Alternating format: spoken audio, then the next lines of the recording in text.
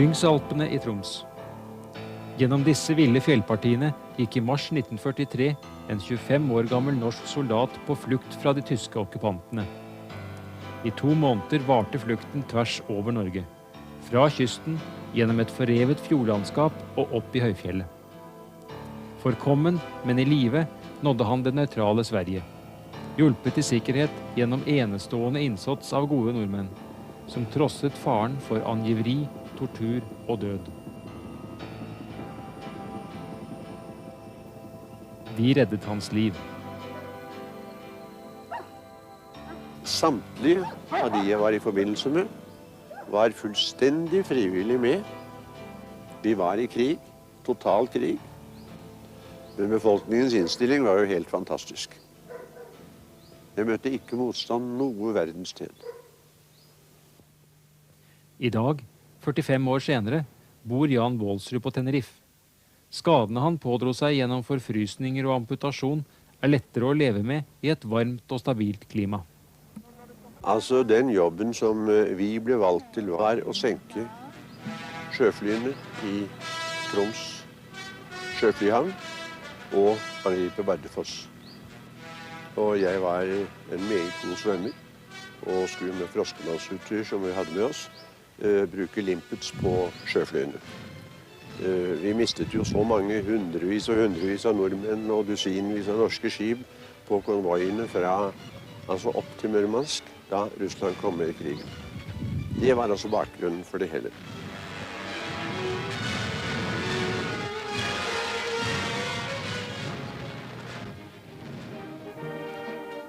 I England ble norske styrker organisert og trent. Kompani Linge ble satt inn i sabotasjeoppdrag mot tyske anlegg i Norge.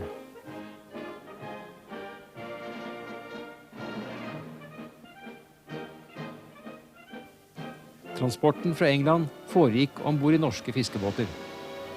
Vi skulle altså egentlig inn til Senja, men der var det altså et eller annet sirkus med en sender som vi drev og peilte inn.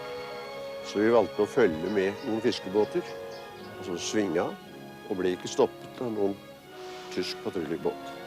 Og da valgte skipperen, Kvernhellen, og min sjef, Sigurd Eskeland, Toftefjord, efter draftet. For der var det bare ett hus.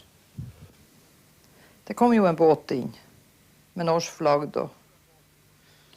Det så jo ut som en fiskerbåt, men det var ikke lov å gå med norsk flagg, så... Olaug Haagensen het Idrupsen og var 15 år den gangen i 1943. Familien Idrupsen var de eneste innbyggerne i Toftefjord. De kom jo sånn i 4-tida inn. Om kvelden kom det jo 2 mann på dagen. Hva må man si til de andre hva jeg synes? Det var noe under de at fiskerne var noe i småsko og dresser. De hadde jo uniformsbukser på seg. Og da skulle de ha en... Da var de oppe og spurte jo etter tyskere, om det var langt. Og det var tyskere i nærheten, jeg spurte dem. Kommunikasjonen mellom hjemmefronten i Nord-Norge og England var svært dårlig. Mennene ombord i Brattholm hadde alt for gamle og mangelfulle opplysninger om lokale forhold. Da de hadde vært oppe hos oss, da tok de jo gikk til Bromnes og lette etter en handelsmann, men han var jo død, vet de. Jeg vet ikke, de trodde det var han, for det var en annen som var sånn assistent der. For hun datteren var jo så ung. Så det var jo han de hadde snakket med. Og der hadde de jo fortalt alt sammen.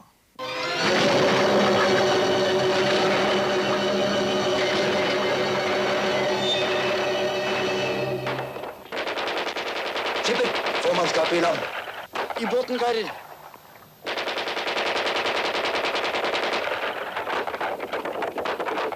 Mannskapet på fiskeskøyta Brattholm ble altså angitt, og båten angrepet av tyskerne.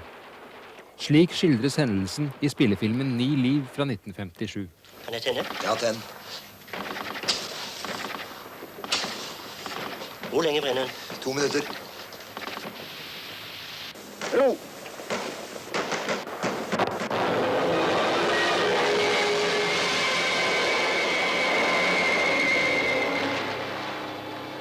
Det var 4 sabotører og et mannskap på 8 ombord i Brattholm. De var i ferd med å losse utstyr og sprengstoff for å plassere dette i huler i området da tyskerne kom. Men de klarte selv å sprenge båten. Samtlige ble enten drept på stedet eller tatt til fange og senere henrettet, utenom én. Jan Baalsrud ble lett såret i en tå, men klarte å komme seg unna og startet på sin strabasiøse flukt mot Sverige.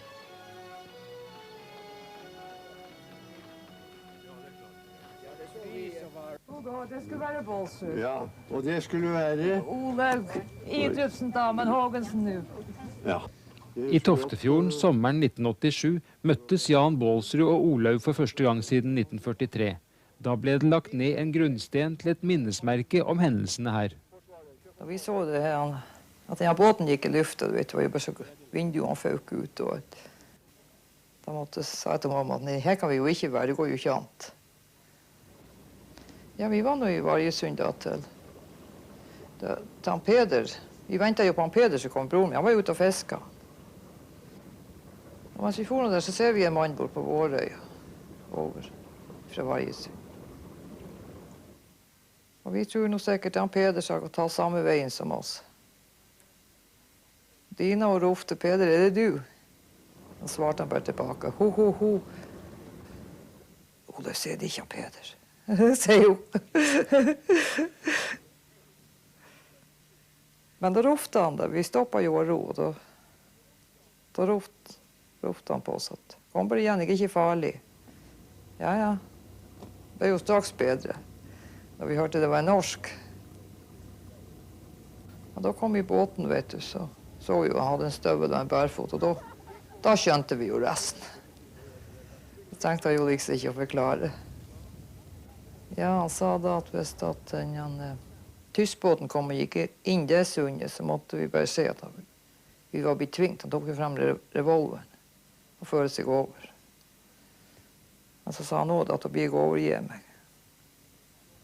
Nei, og så var vi opp til Varjesund, og der til tanta mi å få skjølte dem og opp klærne hans. Og fyrte jo, men det var så varmt å ikke være hans inne, for han skulle få klærne hans fortest tørr, for han måtte jo videre, vet du.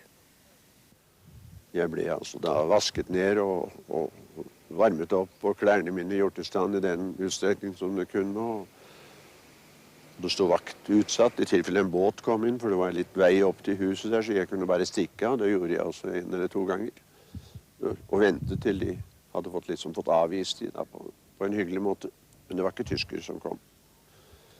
Og der kom sønnen tilbake. Faren var på Lofotfiske, og han sa at i grålysingen så dro jeg deg inn til Ringvassøya. Jeg forsøkte å forklare ham hvor farlig det var. Tyskerne var jo rundt hele Ribnesøya for å finne den der mannen som de manglet. Men han sa det da, det gjør jeg. Det var ikke noe å diskutere med han om i det hele tatt. Så han rodde meg altså forbi, nok så nær lensmannens hus, og så over til Ringvassøy, og ville følge meg opp og introdusere meg til jordmor. Men jeg sa ikke opp dit. Vi kutter forbindelsen her, og du forsøker å glemme hvor du hadde henvist meg hen. Og hun vet ikke hvor du kommer fra når jeg kommer dit. Og da jeg kom dit, fikk jeg akkurat samme mottagelse. Hun hadde til og med en serie forslag om hva hun skulle gjøre med meg. Blant annet sende meg som fødende kvinne til hospital. Men jeg sa det at med pasienter i huset så forsvinner jeg. Jeg fikk meg altså da god mat og ble varmet opp og tørket meg og var jo i kjempeform den gangen. I god form var også deltakerne i en turmarsj lagt opp langs fluktruta fra 1943. Sommeren 1987 startet den første marsjen som skal bli en årvis foreteelse.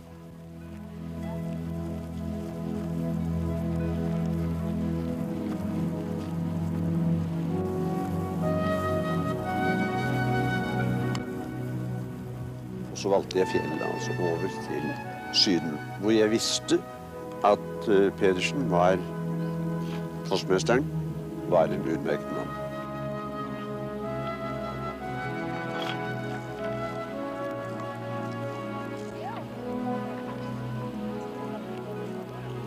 pølser på spidd ble det nok ikke for Jan Baalsrud de første aprildagen i 1943, da han gikk tvers over Ringvassøya.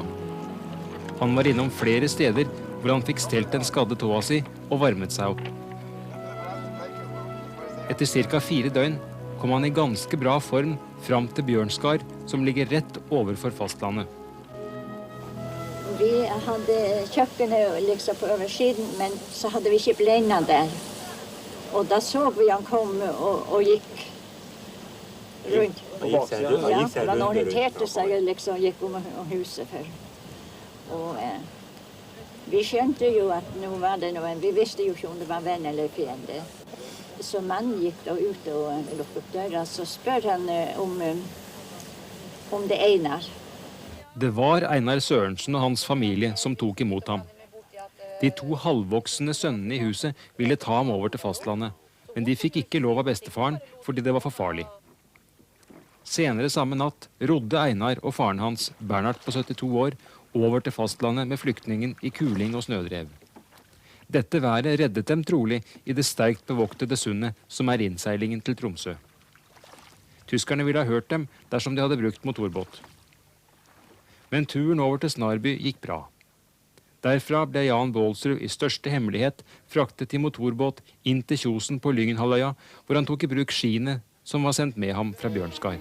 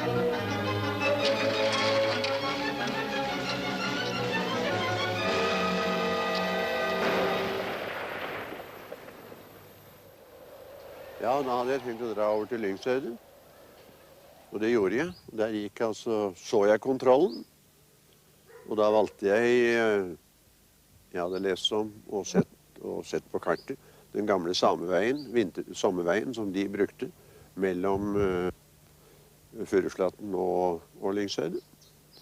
Og den kunne jeg godt tenke meg, for jeg kjente kartet relativt godt, for å unngå de store tinnene.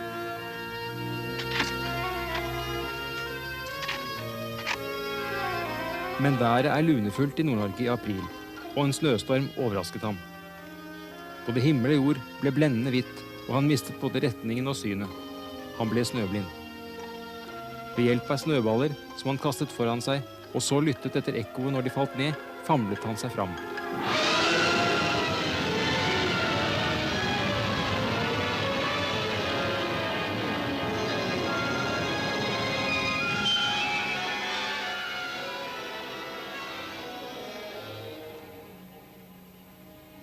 Utrolig nok kom han noenlunde helskinnet fra snøskredet, men han mistet skiene.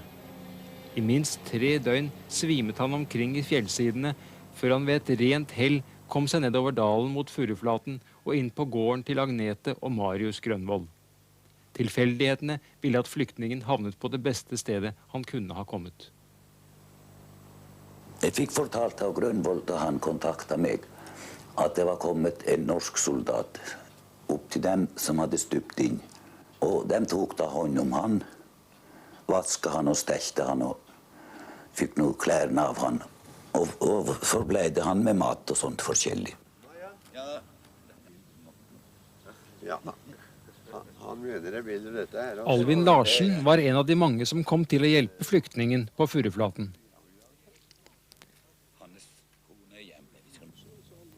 Hovedorganisatoren var imidlertid Marius Grønvold, som nå er død.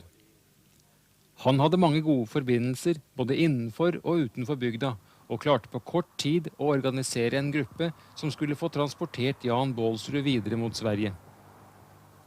Agnete, som senere skulle bli hans kone, deltok også aktivt i arbeidet. Flyktningens helse var nå så dårlig etter forfrysningene og medfarten i fjellet at han måtte behandles som ren pleiepasient. Det ble besluttet å gjøre et forsøk på å få hjelp fra folket i Mandalen, 2 fjordarmer lenger øst. Men det første som da vi måtte gjøre, det var å få tak i de folkene der i Birtavar og Samuelsberg. Og med det at jeg hadde en sånn 46 fots skøyte, så tok vi den. Jeg visste ikke hva ærende var. Det var jo det som var... Jeg skulle ikke vite det. Det var jo en del av opplegget at det en vet skal ikke en annen vite, for det var ingen vits i at jeg skulle vite det. Marius Grønvold arbeidet på spreng i all hemmelighet og fikk brakt Bålsrud over Lyngenfjorden til Revdalen. Dette skulle bli utgangspunktet for ferden over fjellet mot Sverige og friheten.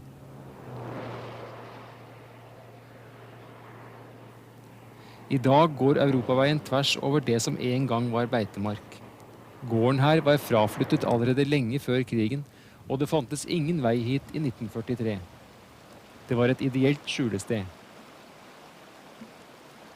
Den sengeliggende pasienten fikk litt proviant og ble anbrakt i et uthus som sto igjen inntil man kunne få organisert transport videre. Uthuset fikk det noe kyniske kodenavnet Hotel Savoy. Mange praktiske ting måtte ordnes. Skikjelker ble laget og kamuflert som en kasse av vaktmesteren på Solhov Folkehøgskole, Martin Jensen. Alvin Larsen fikk i oppdrag å hente denne kassa på kaia, hvor det også sto en tysk soldat som vakt. Der tar vakta og legger det geværet fra seg, og sier til meg at jeg skjelv. Nei, jeg takker han, det var fint. Og igjen spratt det ned på baugen, det var ikke så høyt at det var noe problem. Og han skyvde da kassen foran ut og fikk tak i ned enda. Og det var dog ikke tyngre at når du fikk en ende ned, så fikk det andre også. Og den ble da bare liksom slengt til sides imot rekkverket der. Og så bar det opp igjen på kaia. Jeg begynte liksom å ta i lommen etter tobakk og røyk. Hadde ikke tobakk selvfølgelig da. Da begynte han sigaretter til meg, den vakta der. Og vi satt der på pollerten og pratet om løst og fast. Det kunne litt tysk. Så passet at man kunne føre en enkel samtale.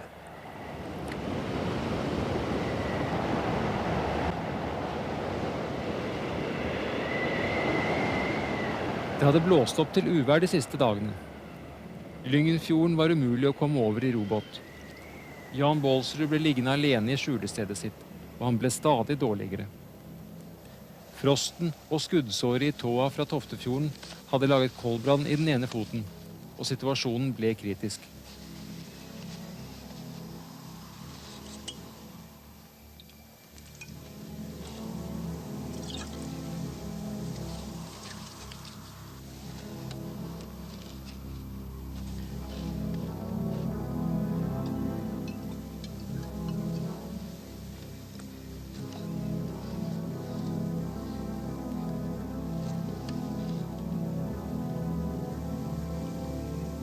I et fortvilet forsøk på å redde beinet, skar han bort en god del av det døde kjøttet på tærne. Dette reddet ham. Etter hvert fikk også Grønvold organisert ekspedisjonen som skulle bringe ham videre. Skikjelken var da lagt ombord i den spissbåten og belastet med stein i sånn tau. At i tilfelle vi blir overrasket på fjorden, så ville vi dumpe hele greien der. Så tok vi juksredskaper med, men så var det den kamuflasje. Hvis vi er på fisketur og tyller om nætten der, må vi ha noe å unnskylde oss med. Da fikk vi tak i en flaske akavitt. For vi regnet med det at vi skulle bløffe både tysker og folk, og vi er på fisketur, og ha litt snaps med.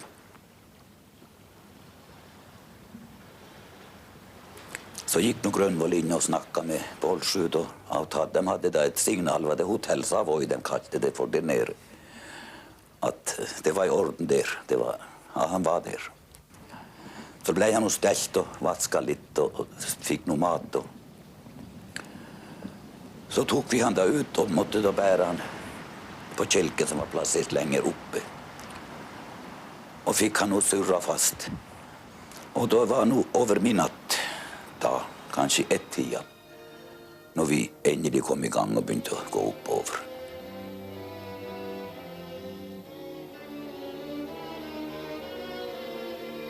Det kunne være kanskje 70-75 cent sne i skogen der. Men av og til gikk du på sneen, og så av og til såg man igjen. Og det var det i grunnen det verste. Det ble strevsomt å komme seg opp igjen. Og på den måten gikk det da. Vi hadde aldri vært i det skaret før. Men vi arbeidet oss nå igjen av sida og opp og opp. Men den siste kneiken, der måtte vi bruke tau. Så gikk en først og laget spor i den bratte kneiken opp. En annen kom da til, så var vi da 2 som dro, og 2 støtta kjelken, for man kunne ikke slippe den kjelken. Den måtte holdes hele tiden. Og på den måten tok vi oss opp da, til vi kom opp på. Da sa Bolsjut at han måtte bli snudd. Og vi snudde han da, vi trengte noe å puste på litt, og da sovnet han av. Meldingen om at flyktningene var på vei over fjellet var nådd fram til Mandalen. Læreren i dalen, P.A. Nordnes og Aslak Fossvold samarbeidet om opplegget til transporten videre. Fossvold trengte unge, friske menn, og slo av en prat med den gang 23 år gamle Peder Isaksen. Og under praten der så forteller han var kommet i en meget vanskelig situasjon. Han hadde fått et oppdrag som var veldig vanskelig å gjennomføre. Og her trengte han hjelp, en mann, eller helst 2. Og samtidig spør han om jeg kunne tenke meg å ta et oppdrag. Det var meget vanskelig, men det kunne bli noen kroner i lønn. Men livet som pant. Fra Mandalen dro Peder og en av hans kamerater til fjells samme natt. Imens nærmet laget fra Furuflaten seg det avtalte møtestedet. Og vi var kommet nesten til, da strøk et tysk fly over. En junker. Og når vi da hørte flyet, så kastet vi oss bare ned som steinene i stå her. Og flyet fortsatte over. Den gikk nå så lavt, men den oppdaget ikke oss. Og da fortsatte vi videre, og når vi da kom til møtestedet, der var ingen der. Vi kom da til Revdalen, men det var ikke noe slags tegn til spor etter folk. Og ingen merker, så vi gikk fra stein til stein, men vi fant ingenting der. Og da ble det problem. Nei, kunne vi ikke gå. Og lenger fremover kan vi heller ikke gå. For vi har ikke utstyr, ikke vet vi hvor vi skal hen. Så det var ingen sjanse. Det var da vi fant på at vi skal mure han inn i en sånn, det var en naturlig snehule, skapt av en stein. Virvelvind lager sånn, når det høver sånn, så blir det sånn naturlig hold. Og vi ble da enige med Bolsjut, og vi snakket jo sammen at vi må lemne deg her.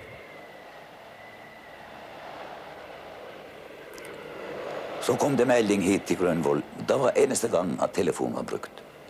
At laksegarnen ikke funnet. Da skjønte vi. De har ikke funnet han. Fra Furuflaten og Revdalen gikk Agnete og Marius igjen opp til flyktningen på de forblåste fjellviddene. De ga ham mat, stelte ham og satte opp nye merker. Så fikk vi beskjed om at handel med nota var gått i orden. Den kan hentes. Og da skjønte vi hva det var, og at det ble brukt sånne stikkord, det var vi vant med. Og jeg og Nils Lilsen var klare igjen å starte opp. Straks det ble kveld, så startet vi opp til Revdalen. Og da så vi ganske langt at det var satt opp 2 skistaver med toppene sammen, av en stein. Da var det jo ganske greit for oss også, og lett å gå til. Vi begynte å grave med en gang. En del snø var det omkring steinen der, men vi begynte å grave og brukte det stikkordet som vi var blitt bedt å bruke, for vi visste jo at man var bevæpnet, så vi fortsatte å grave ned og ropte av og til, hallo, gentleman. Men det var ingen svar å få. Så vi begynte å bli omtrent sikre på at det nok ikke liv i den mannen mer. Men allikevel så måtte vi komme oss helt ned for å få det her sikret om han er død eller han er i liv. Og vi grov litt til og ropte igjen, så begynte vi å høre en svak lyd nede i snøen. Og når vi hørte det at han er i livet, så gikk jo gravinga fortere. Det gikk jo bare nauga, vi hadde ikke spa, ikke noe med oss. Og fikk han da åpen og snakket en del med han og ga mat til han der. Og litt medisin, vi hadde jo en flaske med som han skulle ha som medisin der oppe. Så bredde vi over han igjen og gikk ned. Da skulle starte opp dagen etter, men så brøt det løs i en fryktelig nordvestkuling med snø og storm. Og denne varstedet gikk dag etter dag. Vi prøvde å ta oss opp igjen av Kjerringdalen i natt, men det gikk slettes ikke, for det kokte som i gryte. Det var vanskelig å få puste, så vi måtte snu ned. Så jeg regner med at det gikk vel en 4-5 dager før været ga seg igjen. Og da var vi så urolige at da startet vi opp om morgenen i 9-tida. Rett opp herfra. Vi hadde jo tyskere her i nabogården 500 meter fra oss her. Men vi tok sjansen allikevel. Jan var ikke lenger helt klar da de grov ham ut. Strabasen hadde tatt på, og det hadde nå gått 40 døgn siden angrepet i Toftefjorden. Men vi puttet han så ned i posen igjen og batt han på kjelken, og da bar det av gårde mot grensen. 4 mann med tau og kjelken etter med et dyrebar last. Ja, vi hadde så gått i en 3-4 timer. Nordvesten hadde begynt å ta seg opp igjen med snebyger og noe vind òg. Men vi hadde i ryggen, så det gikk ganske fint allikevel. Men det tettna så til at vi så nesten ingenting mer. For oppe i 1000 meters høyde i kuling og snøfolk, det er ikke så veldig greit. Så vi gikk ned et stykke enda, så ble vi enige da at vi må stoppe opp og få landkjenning hvor vi er kommet. Så vi lot kjelken bli igjen og gikk et bra stykke fremover for å få kjenning ned mot Mandal hvor langt vi er kommet. Når vi kommer et stykke fra kjelken var nedsnedd. Vi så den ikke, men vi var et stykke ifra, så treffer vi på 2 skispor. Og vi gikk så med tilbake til kjelken. Og Bolsjud. Da hørte vi han hadde hørt tyskere snakke i nærheten, for han trodde ikke at vi kommer igjen. Han var omtrent sikker på at vi hadde hatt av tyskere. For han hørte menn etterpå snakke helt borte et stykke ifra. Og da ble vi selvfølgelig litt urolige at vi har dem her imellom oss.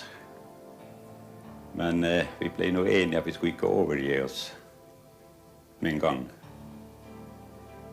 Først skulle vi gjøre som vi overgir oss der, i tilfelle vi treffer på en ny patrulje. Og følge med et stykke, men så skulle vi, med et lite hei, så skulle vi prøve å ta dem. Men de traff heldigvis ikke på noen tysk patrulje. Været letnet, og tidlig neste morgen var de framme øverst i dalen. Og der tok de seg sin første skikkelige matpause. Vi hadde ikke sittet så veldig lenge der, så sier Nils Nilsen at han tror han stikker over til Sverige med det samme. Vi har jo gått nå i en dag og en natt, men det følte han visst ikke stort av. At vi får ta han litt lenger ned i dalen, sier han.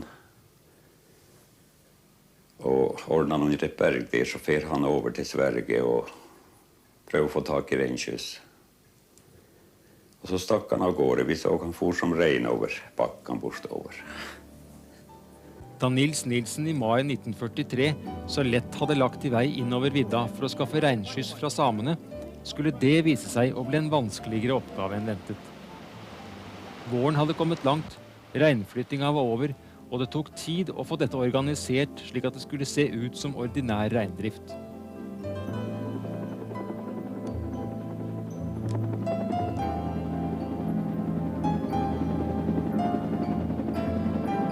Bålsrøds humør og hans fysiske tilstand ble stadig verre. Det ble derfor besluttet å ta ham ned til en naturlig fjellhule et stykke oppe i dalen, ca. 6 kilometer fra den øverste gården.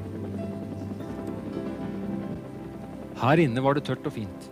Han fikk tørket seg ordentlig og fikk daglig tilsyn og til og med varm mat. Her er vi ved åpningen, og nå kan du få lov å kikke ned der først. og se hvordan det er. Du får sikkert prøve å gå ned alene der, ja. Nå er det ikke noe tvil om. Jaha. Medisiner ble også skaffet gjennom en av de mange dekkoperasjonene som man måtte ty til. Etter hvert var det 12 mann i en slags turnus involvert i de daglige turene til hula, mens en ventet på at samene skulle klare å skaffe skyss. Mange andre var også involvert med å lage og ikke minst skaffe mat fra de knappe rasjonene.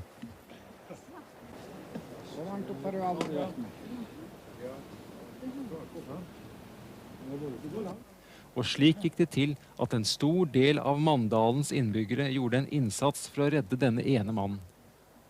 Det var i hvert fall ikke en som visste tegn til det at de ikke var villige å være med. Så snart det ble sagt, så var de villige å være med og ordne det som kunne ordnes. Pluss å holde tett også. Jeg har tenkt over det senere at vi var så villige å starte på den turen da. Så det hadde vi fra oppdragelse. Det var vanlig her i Mandalen da, oss alle sammen.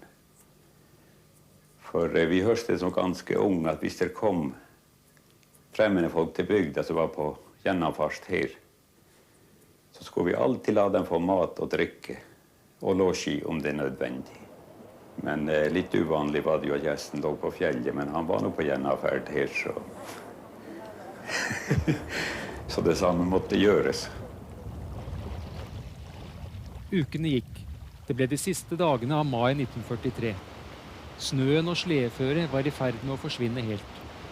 Mandalingene begynte å bli svært urolige for om de i det hele tatt skulle lykkes å få Bålsrud til Sverige. Men kontakten med samene ble holdt ved like, og rett over grensen i Keinevuopio på svensk side var brødrene Per Thomas og Aslak Bål. Jeg begynte å samle rein, lete etter kjørereina.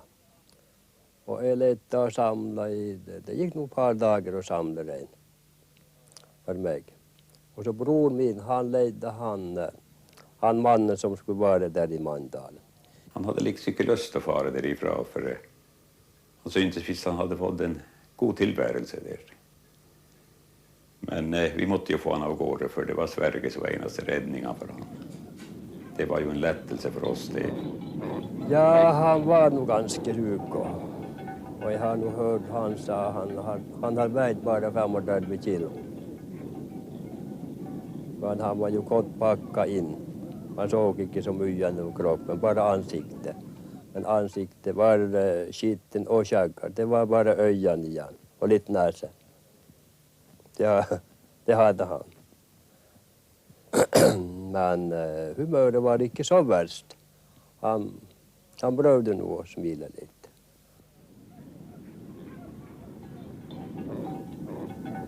Og så startet vi om natten mot Finskekransen. Det var vår som tok føre. Vi måtte gå øverst opp i fjelltoppene, der hvor det var snø. Vi hadde reinflokken med enda dit. For å kamuflere hvis det skjer noe, hvis man ser dusker og sånt. Det var en meget farlig jobb, det skal jeg si. Men jeg var nå litt bevæpnet, jeg også litt. Jeg hadde gevær med meg. Det måtte man ha. Forsvare seg selv, eller dø selv.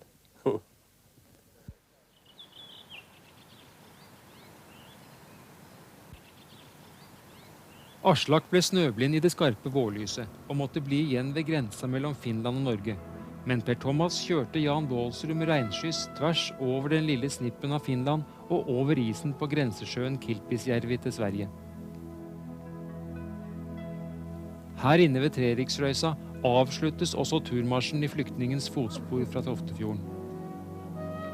Vi har fått oppleve alt hva naturen har kunnet by oss her oppe. Av mildt og blidt og nokså hardt og tøft. Men vi har hatt glede av å få med alt sammen, og vi har klart det. Det som gjorde mest menneskelig inntrykk, det var jo å sitte i Jan Bålsrud-hulen. Det var betagende. Å se alle disse ansiktene og merke fellesskapet og gleden over å være sammen.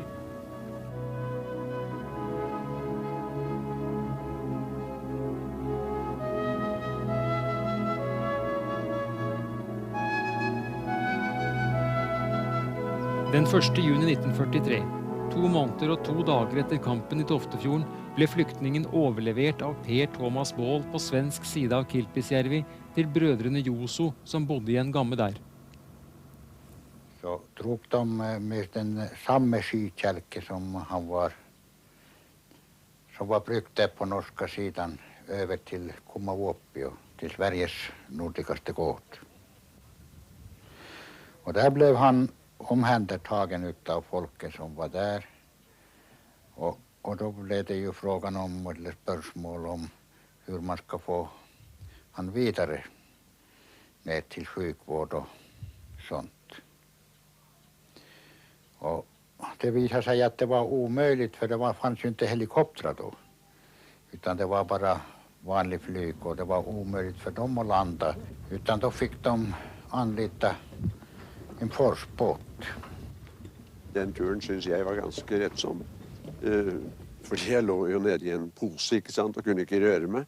Men jeg var veldig imponert over den mannen foran og bak som stod med staker for å unngå vanskeligheter. Här i Keinovuopio, när han hade blivit inburen, så gjorde min halvsyster, tog och öppna och gjorde rent tårna. De var ju frusen och de såg väl ut. Men det var ju ingenting annat de kunde göra. Det måste vara så som det var. Och sen fortsatte de mot Saarikoski. Och så isblandning där isflakan kom i forsen. De hade haft besvär. Men de klarade sig färden ner. Där skulle de möta med flyget, och det gjorde de också. Fra grenseelva mellom det tysk-okkuperte Finland og det nøytrale Sverige ble den bare 35 kilo tunge pasienten fløyet til sykehus i Boden. Men på grunn av den svenske nøytralitetspolitikken var Baalsrud paradoksalt nok utvist fra Sverige i 1941 etter å ha drevet illegal kurervirksomhet fra Norge. Den gangen måtte han på grunn av krigen reise rundt halve jorda for å komme med i de norske styrkene i England. Det er klart, disse klærne og dette jeg hadde på meg var bevis nok hvis det svenske politiet hadde fått tak i det. Så overlegen kom til meg og sa, Baalsrud, vi har brent disse klærne, og vi har brent soveposen og alt det du hadde, for de var så møkkete at det kunne ikke renses. Og så sa han det at jeg har nektet politiet adgang. De er for svak til å snakke med politiet. Så jeg fikk 14 dager på meg til å tenke meg om, og jeg fikk en telefonforbindelse med Stockholm, så de visste at jeg var der, før politiet kom. Og da hadde jeg jo hele min historie klar. Her i sitt hjem på Tenerife driver den nå 70 år gamle Jan Baalsrud grisefarm sammen med familien. Det har gått 45 år siden han ble reddet. Han kan spasere under appelsintrærne. Skadene var store, men de svenske legene fikk ham på beina igjen. Det var jo nok så svart oppover legene mine, og hendene mine var jo også slik at de trodde de måtte amputeres. Så overlegen bestemte at vi skulle forsøke med så lite som overhodet mulig. Så tok hud ut fra innsiden av lårene og la det over benstumpen. Og etter å ha renset det opp, så la han huden over. Så jeg har altså ikke noe kjøtt foran. Det er bare beinet og den huden som kommer fra lårene. Og det har holdt. Etter noen uker i Boden lot politiet ham få reise til en av de mange oppsamlingsleirene i Syd-Sverige. Og noen dager senere gikk ferden med fly fra Stockholm til England. Brødrene Bjørneby fløy fly. Det var et Mosquito, 2-motors Mosquito. Bombejager, kan du kalle den. Det raskeste flyet vi hadde på den tiden. Og det brukte akkurat 2 timer fra Bromma til vi landet til Skottland. Det var litt forskjell på de 6 månedene jeg brukte for å komme rundt første gang.